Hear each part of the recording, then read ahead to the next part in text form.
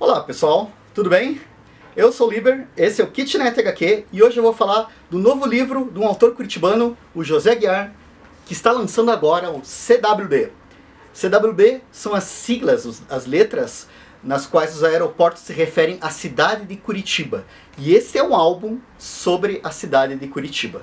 Esse livro ele vai estar à venda com exclusividade no site da Ichiban Comic Shop, a nossa loja aqui de Curitiba. Ela está atendendo online, o endereço dela também está aqui na descrição do vídeo, né? E você pode encomendar pelo site da Ichiban Comic Shop, né? O livro CWB do José Aguiar.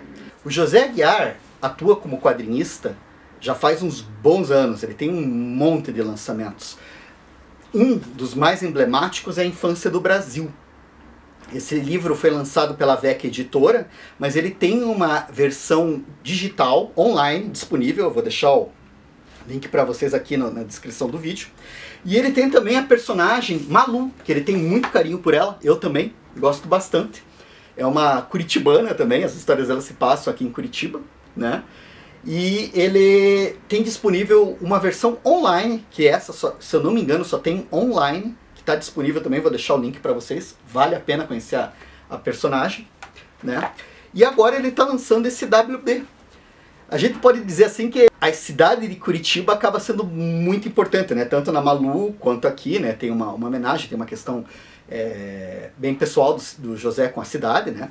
E nesse álbum ele vai revisitar um monte de pontos, aspectos dessa nossa cidade, né? Ele vai falar de vultos históricos, vai falar de lendas, vai falar das estátuas, só que ele faz isso de um jeito muito bacana. É uma viagem lisérgica, psicodélica, com cores, com estruturas de desenho e de página muito alucinantes, assim.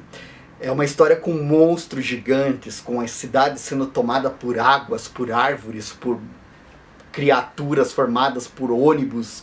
É uma doideira. A trama começa com uma pessoa em casa vendo uma fotografia. Nós vamos ver o significado dessa fotografia, nós vamos descobrir o significado dessa fotografia ao longo da história. Mas essa pessoa está em casa vendo essa foto e de repente alguém bate na porta, ela abre a porta, tem uma maleta na frente da porta, ela pega essa maleta, ela sai para as ruas estão vazias, né? Não tem ninguém nas ruas. E ela começa a explorar para onde foram as pessoas, o que aconteceu, e nesse momento começa a acontecer um monte de coisas extraordinárias, né? Essa é a trama, mas o melhor não é a trama em si. O melhor é um truque que ele usa, uma estrutura narrativa que ele usa nessa história, que eu achei muito foda. Só que, quando a gente fala de spoiler, a gente tem que tomar o cuidado para não estragar as surpresas e os prazeres que você vai ter ao usufruir da obra. A gente não pode contar o que vai acontecer, tem que tomar muito cuidado nas horas de falar. E essa estrutura que eu estou elogiando aqui, se eu for explicar o que ela é, provavelmente eu vou estragar o seu prazer de leitura. Mas eu não tenho como falar desse livro sem falar dessa estrutura. Então o que eu vou te dizer? Se eu te contar como é que funciona a estrutura, eu vou estar tirando um grande prazer de descobrir como é que funciona o brinquedo. Então, só siga o vídeo se você realmente quiser saber como é que funciona, ou leu já o livro e quer ver minhas impressões, né? Ver o que eu achei, né? Então, assim, minha dica é: saiba o menos possível, pegue o livro e descubra por si mesmo. Então, qual é o segredo da estrutura desse livro? Agora, na nossa zona de spoilers, tem uma figura matemática chamada fita de Möbius. O que é a fita de Möbius? É quando você pega uma tira de papel, torce ela e cola as pontas. Essa figura já foi utilizada por diversos artistas, tipo o Escher, né, que vocês devem estar vendo aqui agora. Essa imagem das formiguinhas andando. E o curioso dessa cinta, dessa fita, é que ela só tem um lado, né? A proposta dela, quando ela foi inventada, era justamente para ilustrar o conceito dos limites, né? Porque você não tem uma figura de dois lados. Como você deu essa torcida e você emendou, ela perde essa questão dos lados separados. Você pode seguir de um lado ao outro dela como se fosse um só. Essa figura foi usada pelo Alan Moore, né, em Prometeia, né? Tem uma página em que ela se encontra com uma amiga dela num reino mágico e elas ficam presas num looping de tempo. A imagem que o Alan Moore e o J.H. Williams III usaram para mostrar essa prisão delas no loop é uma fita de Mobius, né? E o Surfista Prateado, numa das histórias dele que foi lançada pelo Michael Red e o roteirista era o Dan Slott em 2015 e está disponível aqui, inclusive foi relançada recentemente pela Panini numa edição encadernada. Ele também brinca com essa questão da fita de Mobius. Ele faz uma história que você pode ler ela num sentido, você chega no final do gibi, volta e ela faz referência a uma prisão de looping, né? Um trabalho bem legal. Só que enquanto o Michael Red e o Alan Moore eles deixam isso bem claro, assim, que se trata de uma fita de Mobius com quadrinhos que dão uma noção de seta, de sentido de leitura, uma outra leitura que está de cabeça para baixo, né? Aqui o José Aguiar, ele não deixa isso muito claro pra gente. A gente sabe que é uma fita de Mobius, mas ele usa de um jeito diferente desses outros dois autores. Você vai ter duas personagens que vão se encontrar no meio da história e cada uma delas tem um sentido de leitura. Tanto é que você vai ter uma capa com uma e outra capa com outra. A capa amarelinha você lê no nosso sentido ocidental. A capa rosa você lê no sentido oriental. Uma vai ter o lado esquerdo como seu, digamos assim, sua fita. A outra vai ter se desenvolvendo o lado esquerdo da página, né, do livro.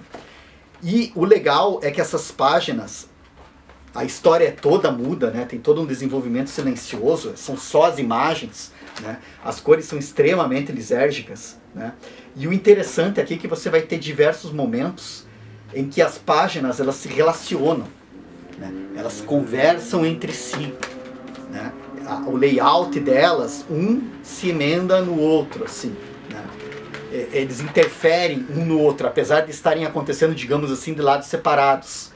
Então que você vai ter uma experiência muito doida de leitura em que duas tramas se entremeiam e se complementam. Isso somado a todo o visual alucinante que o José bolou.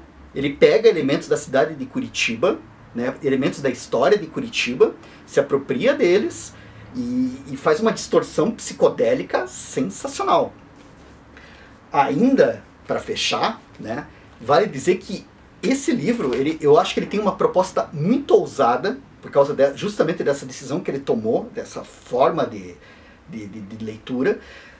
No começo eu tive um estranhamento, e demorei para sacar como é que era, demorei para entender, mas depois que eu me liguei, porque você tem que fazer o círculo todo para aproveitar a história.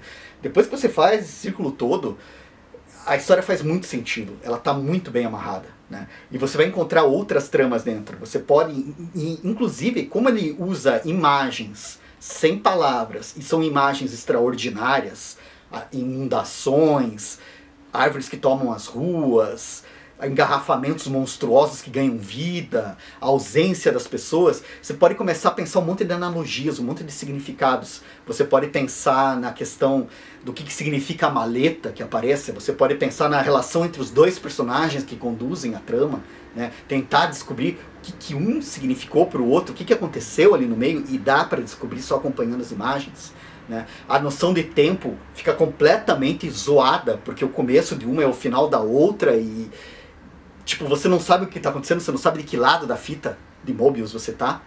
Eu achei um trabalho extraordinário, achei muito legal, né? E recomendo, vale bastante a leitura como experimento. E para finalizar, caso pareça muito viagem a história, o José colocou dois textos no livro, um no começo e outro no final, se bem que é difícil dizer onde é que é o começo e onde é que é o final da história, né? Porque você teoricamente pode tanto começar a leitura no sentido ocidental quanto no sentido oriental, né? Mas são dois textos que vão falar das referências dele, as referências pessoais, as referências artísticas e as referências da cidade. Então é um olhar que o José fez sobre essa cidade de Curitiba que é bem particular dele, né? Tem muitas das influências, das afetividades e do caminho que ele seguiu por essa cidade. É uma Curitiba como a gente nunca viu e talvez nunca mais veja. É essa Curitiba do olhar do José Aguiar e eu achei muito bacana. Recomendo aqui para vocês. E é isso aí, pessoal. vale como um estudo bacana de quadrinhos, de linguagem, de layout. Fica essa dica aí para vocês. De novo, com exclusividade no site da Ichiban Comic Shop aqui de Curitiba. Né? E vale a pena dar a conferida e você mesmo experimentar e viver essa história. Valeu, galera! Até a próxima!